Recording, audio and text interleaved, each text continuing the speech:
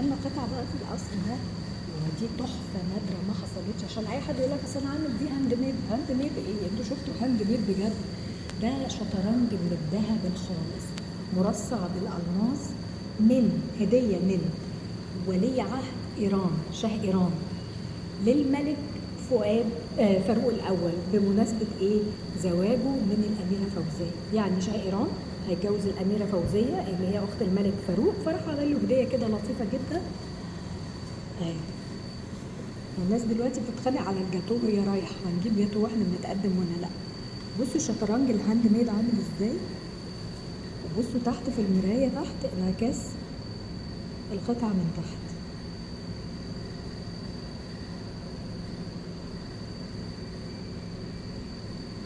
مش معقول الجمال والله العظيم.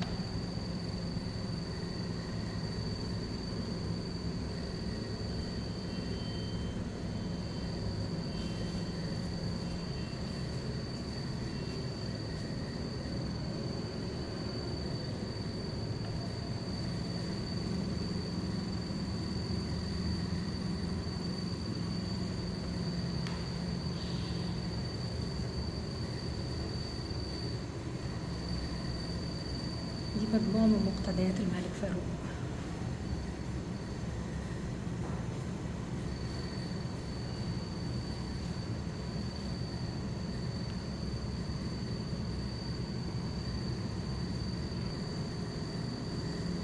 أو من المكتب بقى بتاعه. الحبارة اللي بيفتح الأظرف زي اللي عندنا دلوقتي، بس دي دهب طبعا، مرصعة من الألماس.